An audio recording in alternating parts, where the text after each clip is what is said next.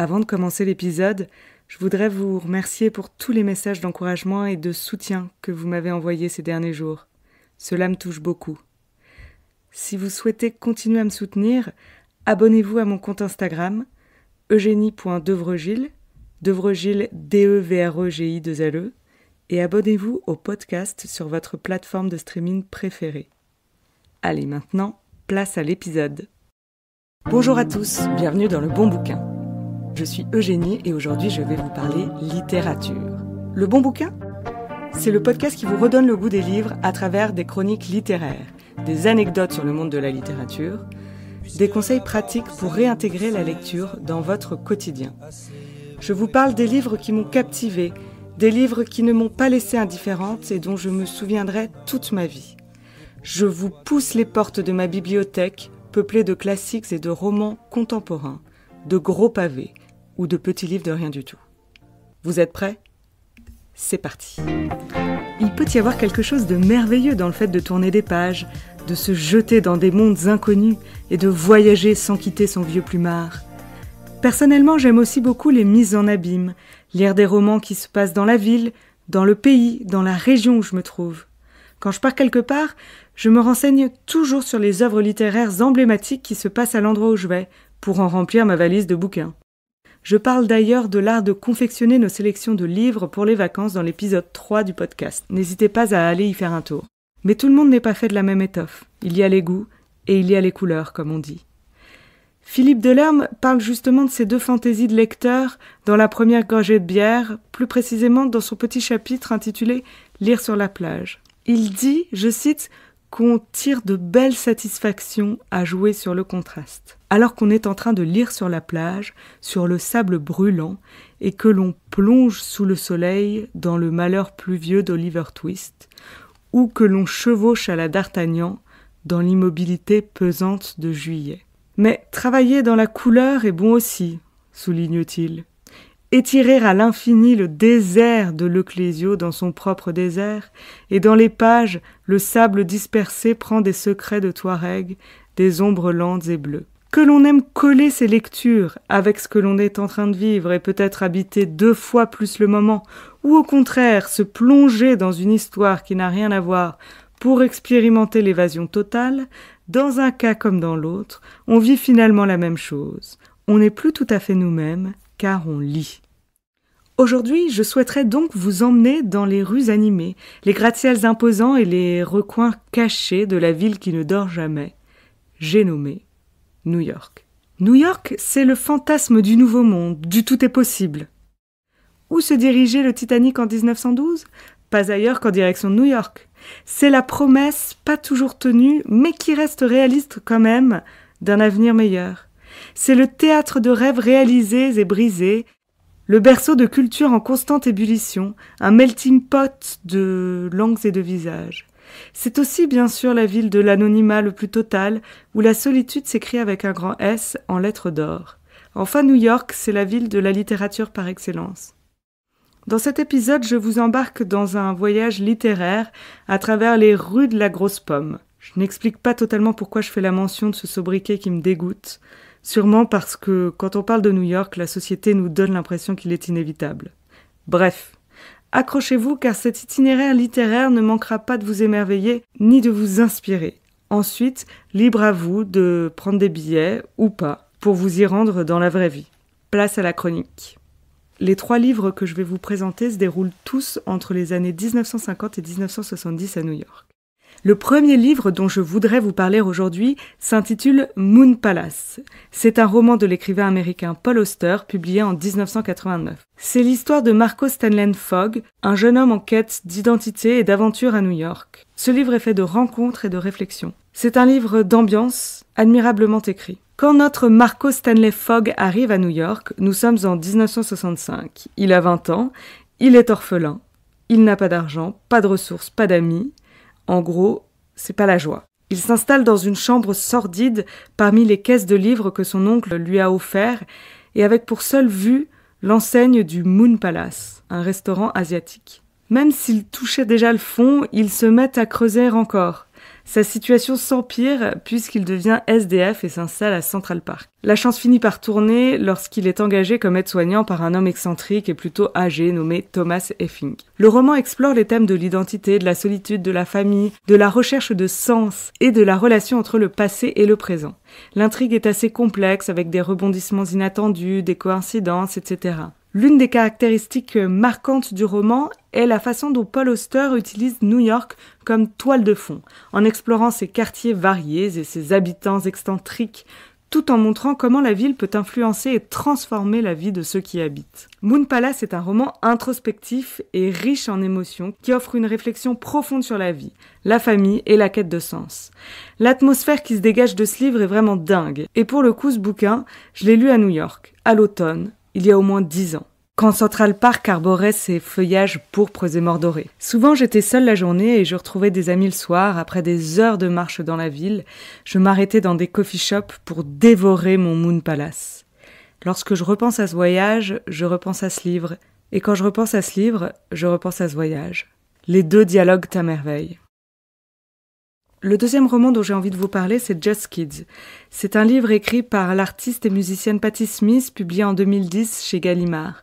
Ce sont des mémoires qui racontent son amitié et sa relation avec le célèbre photographe Robert Mapplethorpe, ainsi que leur début dans le New York artistique des années 60-70. Le livre commence par le récit de la jeunesse de Patti Smith, qui est née dans une famille modeste du New Jersey. Elle se sent étrangère dans son environnement et, à la fin des années 60, elle quitte sa ville natale pour s'installer à New York, où elle vit dans une grande pauvreté. Et elle commence petit à petit à faire son trou et entrer finalement dans la scène artistique de la ville. Dès les premières pages du livre, elle raconte sa rencontre avec Robert Mapplethorpe, un jeune artiste en devenir.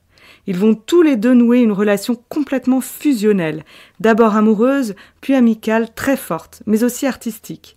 C'est une relation en somme très particulière et très puissante. Ils parlent chacun de leur art, partagent leur passion pour la musique et la poésie et s'encouragent mutuellement dans leurs aspirations créatives. Le livre décrit leur véritable vie de bohème à New York, dont les conditions de vie très précaires n'entachent en rien leurs rêves artistiques. Patti Smith devient chanteuse et poétesse, tandis que Mapplethorpe se tourne vers la photographie. Leurs chemins artistiques les mènent finalement chacun vers la notoriété. Patti Smith devenant une icône du rock et Mapplethorpe un photographe renommé. Just Kids explore également la sexualité de Mapplethorpe, sa découverte de son homosexualité et son voyage vers l'acceptation de soi, ainsi que sa lutte contre le sida à une époque où la maladie était mal comprise et stigmatisée. L'amitié entre Patti Smith et Robert Mapplethorpe est au cœur du récit, et le livre témoigne de l'amour, du soutien et de l'influence qu'ils ont exercé l'un sur l'autre tout au long de leur vie. Il rend hommage à la fantaisie, à l'art et à la scène artistique effervescente du New York de cette époque. Il relate, je trouve, le dernier âge d'or de la vie de bohème, une vie propice à la créativité. J'ai adoré les passages où Patti Smith parle de ses travaux, par exemple. Ce livre rend hommage, disais-je, à la vraie vie d'amour et d'eau fraîche, qui fait encore rêver, mais qui n'existe plus vraiment. Le troisième livre dont je vais vous parler aujourd'hui est plus noir que les deux autres, même si Moon Palace, c'est pas la fête non plus, hein. Mais là, je vais vous parler d'un livre qui a la réputation d'avoir même rendu des gens fous. Donc pour mes auditeurs ou mes auditrices au psychique un peu faiblard, ce livre est à consommer avec modération. Ce roman a marqué de façon indélébile toute la jeunesse américaine. C'est un livre culte, emblématique. Ce roman, c'est L'Attrape-cœur, The Catcher in the Rye en anglais, de Salinger, publié en 1951. Il raconte l'histoire de Holden Caulfield, un adolescent rebelle et désenchanté qui nous relate ses péripéties à New York. Le roman se déroule sur 3 jours, de son exclusion de la prestigieuse école de Poncy Prep à la veille des vacances de Noël, à son retour chez lui. Entre-temps, il erre dans New York. Holden part à la dérive dans cette grande ville, il ne peut se raccrocher à rien. Il cherche des rencontres authentiques avec les autres, mais il est souvent déçu par les adultes et les conventions sociales. La société hypocrite et superficielle le dégoûte. Il passe du temps avec sa jeune sœur, Phoebe, la seule personne avec laquelle il se sent vraiment en phase. Lors de ces tribulations, Holden s'efforce de préserver l'innocence des enfants, qu'il voit comme des êtres fragiles à protéger de la cruauté du monde. D'où le titre, L'Attrape-cœur, car il se voit en rêve se tenir à la lisière d'un champ de seigle pour attraper les enfants qui risquent de tomber dans le précipice de la maturité. Quelle horreur! Mais entre les rencontres absurdes avec des gens encore plus bizarres que lui, les tentatives pour échapper à son passé trouble et ses crises existentielles à répétition, Holden ne peut s'empêcher d'accumuler les ennuis comme s'il s'agissait de cartes Pokémon. Petite info stylistique à ne pas négliger, je ne me voyais pas ne pas mentionner l'irrésistible façon dont Holden s'exprime, utilisant un langage parlé, à la fois désinvolte et philosophique pour décrire sa vision caustique du monde. C'est comme si chaque mot était choisi avec soin pour nous faire rire et réfléchir en même temps. Dès la première page, vous vous retrouvez face à des expressions savoureuses comme « mon enfance pourrie » ou « toutes ces conneries à la David Copperfield » ou encore « ma saleté d'autobiographie ». Bref, c'est le roi de l'argot et c'est assez rare en littérature pour le souligner. Et si c'est un bonheur pour les lecteurs, c'est un casse-tête pour les traducteurs cette histoire. C'est ce qui justifie que le livre ait connu 2 traductions en français, aucune d'entre elles n'étant complètement satisfaisante. La seconde plus respectueuse de la forme, la première plus fidèle à l'esprit du livre par sa tonalité juvénile. Il y a d'autres explications au ramdam qu'a créé le livre à sa sortie, outre l'originalité de son sujet, l'adolescence, à l'époque où on parlait peu de cet âge si complexe, et le langage fleuri. En effet, si ce livre a marqué toute une génération, il a aussi complètement bouleversé son propre auteur, Salinger, qui ne s'attendait pas à un tel succès. On ne sait pas trop ce qu'il se passe dans sa tête, mais il quitte sa vie new-yorkaise pour une existence reculée. L'auteur qui faisait pourtant dire à son personnage dans le livre, je cite, « Mon rêve, c'est un livre qu'on n'arrive pas à lâcher et quand on l'a fini, on voudrait que l'auteur soit un copain, un super copain, et on lui téléphonerait chaque fois qu'on en aurait envie. » Salinger fait vraiment complètement le contraire. Il s'isole et refuse de s'exprimer dans les médias. Il ne publie plus rien à partir de 1965 et s'oppose à toute adaptation de l'attrape-cœur au cinéma. Cependant, il ne cesse d'écrire et à son décès, plusieurs histoires sont retrouvées dans sa maison.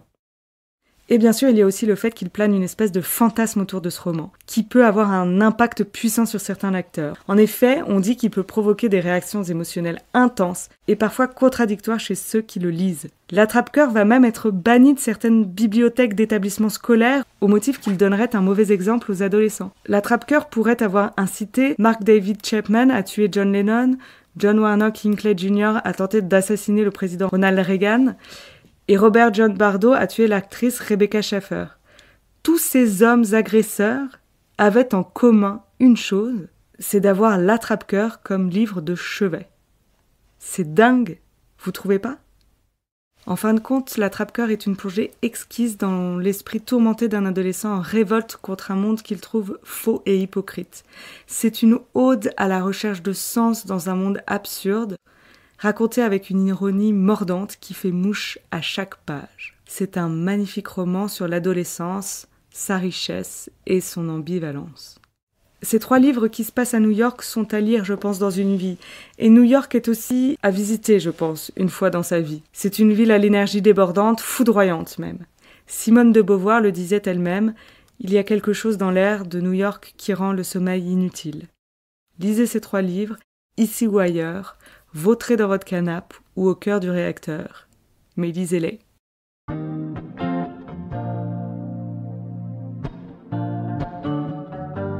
Voilà, c'est la fin de cet épisode et je vous remercie d'être arrivé jusqu'au bout.